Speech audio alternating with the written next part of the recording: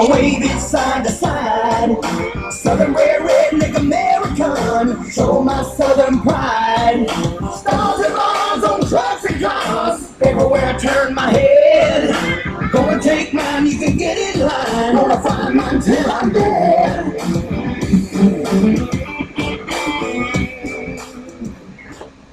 What's up? How's it going? That's right, the rednecks are going to save the world. Might as well get on board. Oh, we got a lot to talk about today. If y'all have been following at all, I've been trying as hard as I can to prevent basically a world war. I've been hopping around like a monkey and screaming and blasting Alex Jones out the window and you name it. Been trying as hard as we can to keep anything from happening. Here's what ended up happening. You got Syria, the situation, right? ISIS is defeated, and the Russians have been helping Assad, trying to stabilize the area. Trump says, all right, time to leave, right? Time to pull out, time to get out of there. All right. And then there's a chemical weapons attack against Assad's people. Pulled by Assad? No, doesn't make any sense. He wouldn't do something like that when he's basically on his way to declaring victory.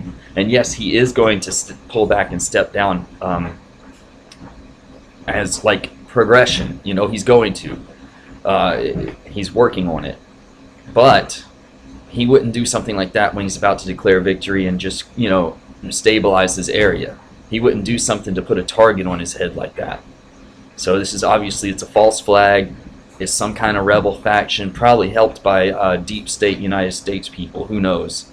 And the United States had been on both sides up to this point. I mean, the United States had been ISIS and Al-Qaeda's air force for a while, and then we had the military soft coup against Obama saying we're not going to be ISIS's air force, right? We're not going to be supporting these guys anymore. So, you know, Obama had to back off. But that's part of the plan, right? We already had destabilized Libya, old Hill Dog and Obama there, and we destabilized Iraq. We're destabilizing all these little countries now and sending them back to the Stone Age. It's unbelievable. Of course, I'm sitting here saying, hey, let's back off, let's talk about this thing. Apparently, I think they did talk about it. Not much is being said about that, but from what I've found out so far is that basically all that's been hit are chemical weapons buildings. They were told about it beforehand. Everybody got the hell out of there. Nobody got killed. There were some injuries, but it was so precise that it didn't kill anyone, and that's the idea. We don't want to hurt anybody. We want to stop making chemical weapons. I don't like the whole bomb dropping. I don't like any of it. But I don't think it's going to escalate, and I'm more okay with it now than I was. I still don't think it was necessary to be dropping bombs and stuff. I still think it was also a false flag, and we need to continue to try to help Assad stabilize that country. We need to help Syria get itself together. We don't want to send them to the Stone Age where we sent Libya and Iraq. We don't want to do that kind of stuff. I mean, you got the jihadis and the head choppers running wild, and they're selling people on slave blocks. You know, it's horrible. Yeah, get up there on your slave block. Anybody want this person? Slave trade. It's going on. And yes, we are still trying to stop that. People like myself. And in the past, the United States had backed, the rebels, the crazy-ass head choppers and the jihadis. And now that Trump's in there, we're trying to turn that back around. We're trying to work with Russia. My take on the whole thing is there's a pipeline that goes through there. There's a natural gas pipeline. And in the past, the United States has been trying to destabilize so that Russia's trade to Europe would be cut off. They're trying to stop Russia from being able to trade with Europe, because right now, Qatar and these guys down here, which is, of course, not, I don't think they're the right side to be siding with.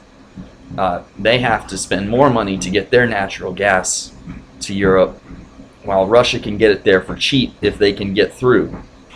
So you destabilize the whole area and Russia can't get through. It's a way of choking off Russia and their trade with Europe. I think they should be able to trade with Europe. Anybody should be able to trade with Europe. And in fact, stabilizing these nations around actually helps the nations there, and they can trade with each other. It actually brings more civilization and prosperity. If people are prosperous and people have increased trade, with mutually beneficial trade, then the rising tide raises all the ships, right? So if you're able to trade, and hey, if that hurts your trade in Qatar, then just build yourself up with the countries that are around you. Get along with them. You know, I mean, and if you're exporting anyways, at least you can be self-sufficient at home, right? Build your own infrastructure. And that's another issue I have with this whole missile dropping thing. Why don't we use that money to our infrastructure? That's what we're supposed to be doing. Let's work United States first, U.S. first, please. You know, you're going to drop all millions of dollars of bombs, over 70 people when you got a white genocide going on in South Africa. Apparently that doesn't matter.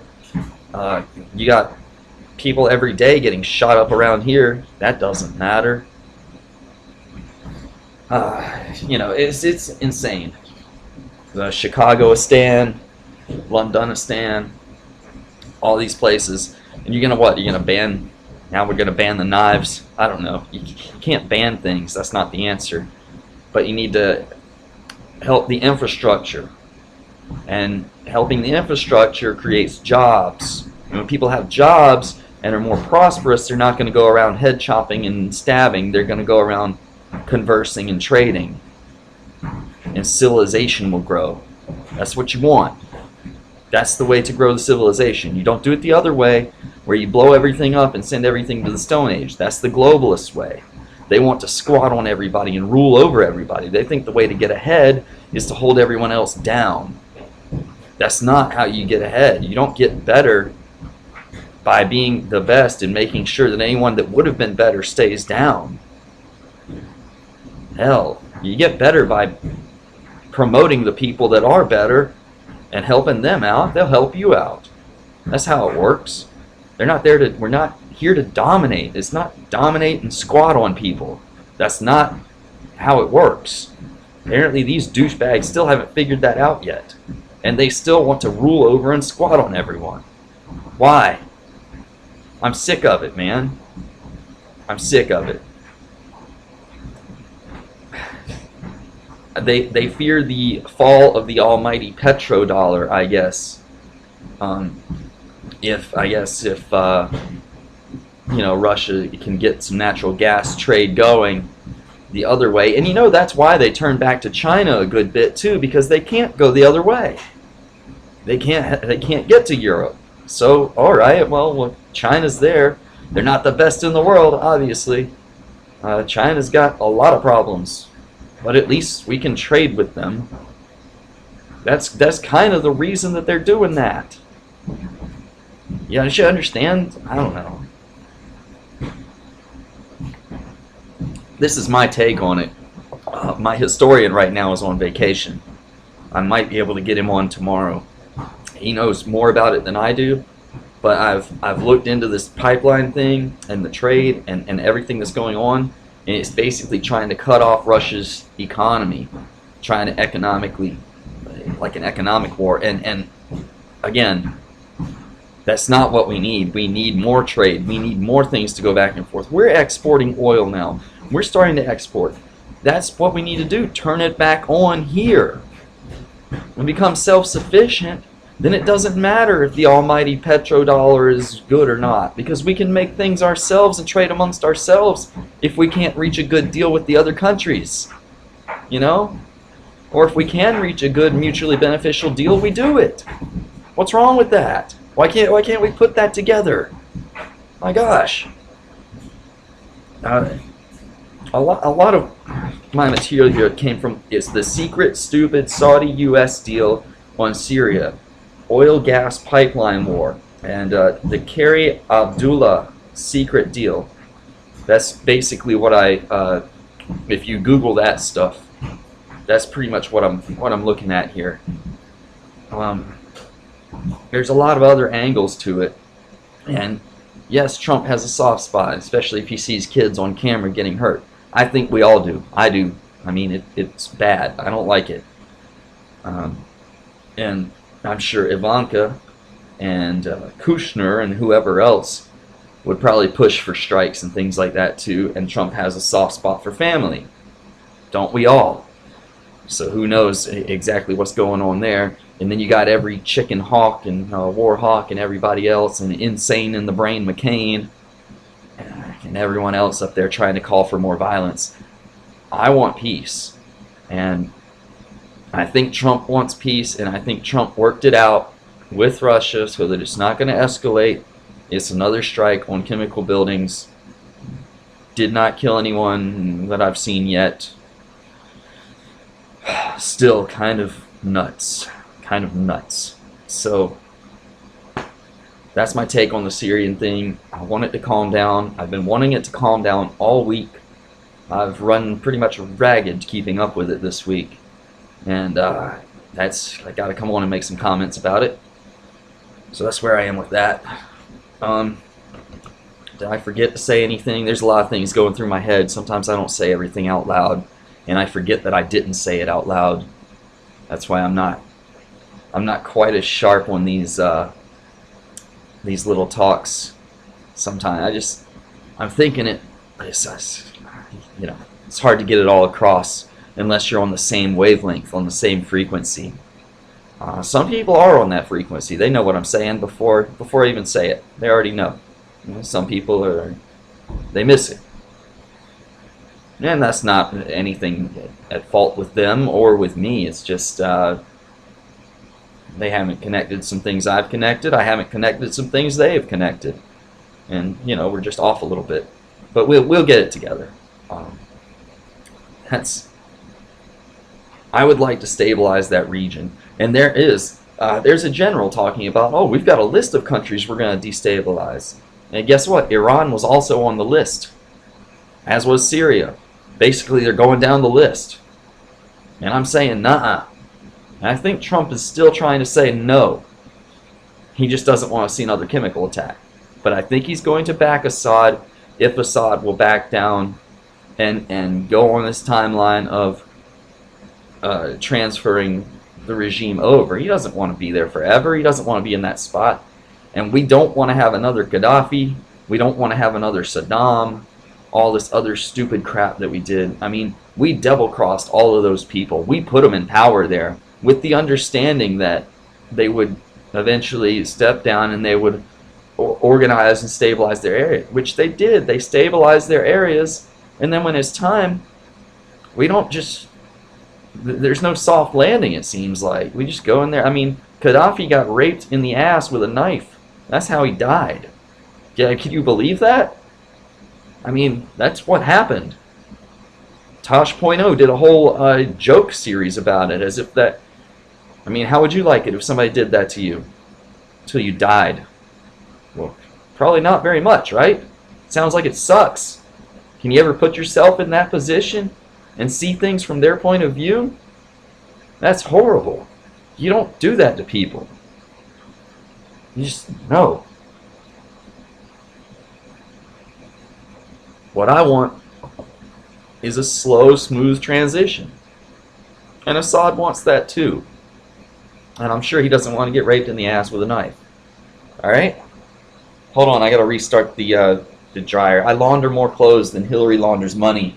So I gotta keep this thing going. Alright. There's the dryer in the background here. Sorry. Alright. So that's my take on Syria. I hope that maybe that clears some things up, or at least is somewhat coherent. And we'll see where we go from here. Let's not destabilize countries. Let's stabilize countries. Get them where they have running water. Get them where they're prosperous. They have electricity. Get them where they're, growing and trading and building and making. That's how you have a glorious, prosperous civilization. Glorious! And I won't get down. I won't get down. till I'm victorious. All right. My second thing, as I was scanning through the old space news and whatever else I could find, there was a commenter on Disclose. I know Disclose is not always a very reliable source, and they post a lot of garbage. And a lot of things are fun, at least interesting to think about. So there was a commenter, though, that made this comment. He said that it was about the Black Knight satellite.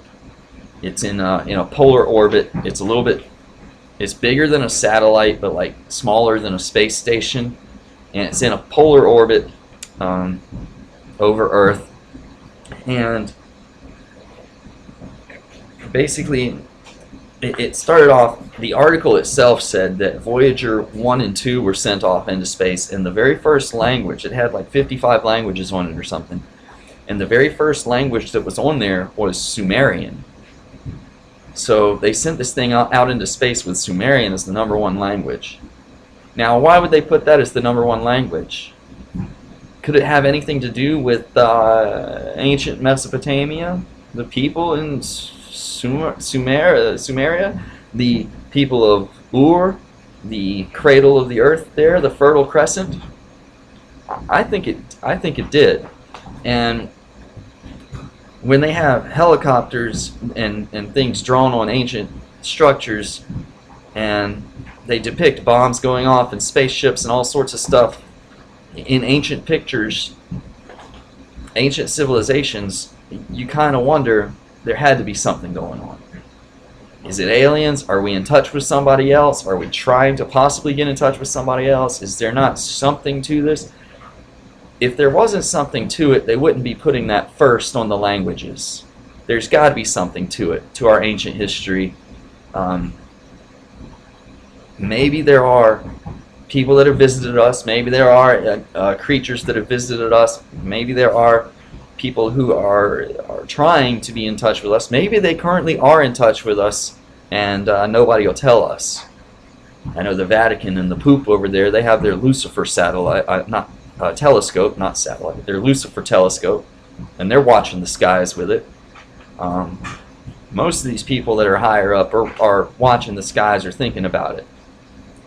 And to have Sumerian as the first language tells me that, yeah, they're making a connection to our ancient history and to space. So the commenter said that the Black Knight satellite has apparently been in orbit for around 13,000 to 14,000 years. It's not from the Earth. It came from somewhere else. They say that Tesla made contact with it back in the, I don't know, when did he live? Like early 1900s, right? And I think that's right. I can pull that up real quick. Golly, I'm never prepared with how many directions I'm going to go. I'm always going to go in so many damn directions that I'm going to lose it. I'm not as good at it as others. Tesla. No, Nick. Let's put an N in front, maybe.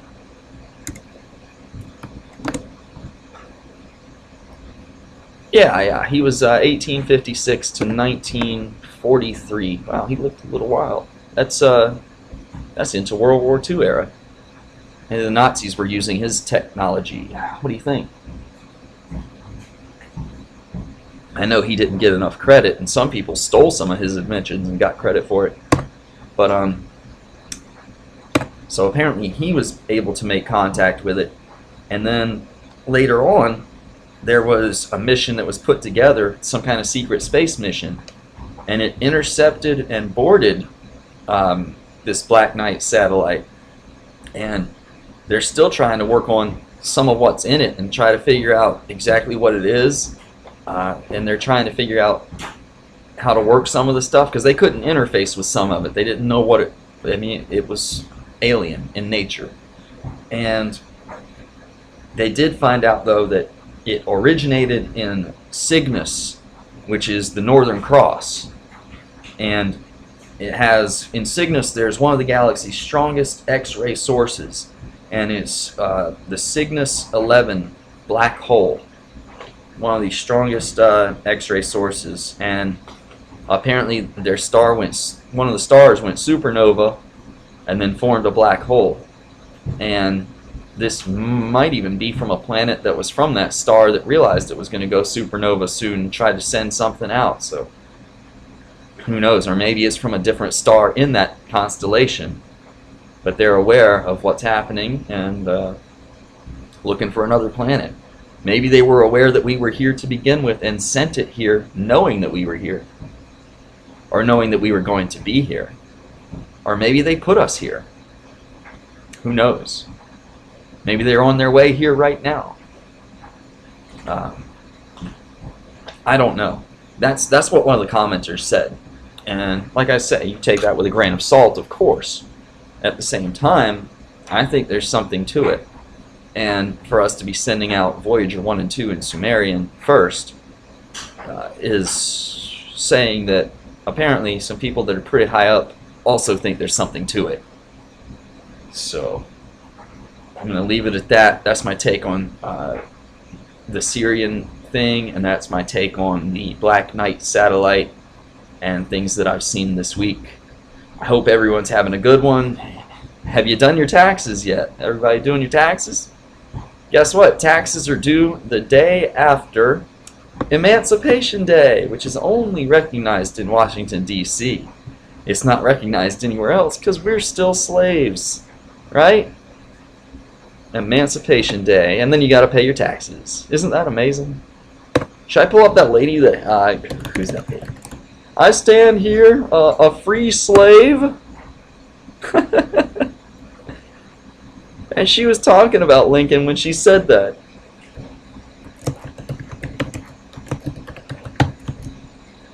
Let me see if I can find it. I don't know, the thing's going to lag up on me now that I'm in a hurry, right? Of course it is. That's how it works. There it is. It's Democrat Representative Sheila Jackson in 2013. I found her. Bunch of don't have an opportunity. Dribble so I coming out want of her to mouth. challenge this body to be the kind of Lincolnist attitude. Lincolnist attitude. As yesterday was the official birthday of President Lincoln, February 12th. And although it was a tragic time in our history, I can assure you that it showed the greatest promise of America when people could come together and do something great. I stand here as a freed slave because this Congress came together. I wonder who Are we freed going to her. be able to do it today? She was a slave earlier? I never knew she was a slave at some point in her life. That must have been amazing. I wonder who freed her. I stand here as a freed slave. I'm going to pay my taxes, my reparations.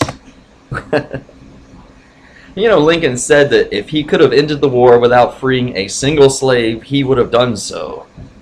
Lincoln was not very much for equal rights, but that's okay.